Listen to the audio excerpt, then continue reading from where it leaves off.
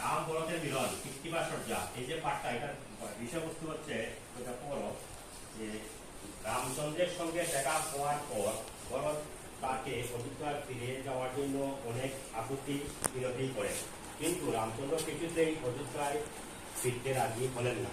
নিরুপায় ভরত তখন রামচন্দ্রের কাছে তার পাদুকা দিতে চাইলেন। তিনি জানালেন এই পাদুকাকে সিংহাসনে বসিয়ে শ্রী রামচন্দ্রের নামেই তিনি প্রজা পালন করবেন। ভরত রামচন্দ্র যখন বনবাসে যাওয়া যখন ভরত তিনি বারাসাতে ছিলেন না, তিনি তার মামার বাড়ি, তিনি এসে দেখলেন যে তিনি নাই, রামচন্দ্র নাই। তখন তিনি কি করলেন, তিনি গেলেন বনে গেলেন, গিয়ে দেখলেন রামচন্দ্রের কথা বললেন এবং তিনি রামচন্দ্র ফিরিয়ে আনতে চাইলেন, কিন্তু রামচন্দ্র রাজি হলেন না। তখন তিনি কি করলেন, তার পাদুকা সিংহাসনে বসিয়ে রামচন্দ্রের নামেই তিনি প্রজা পালন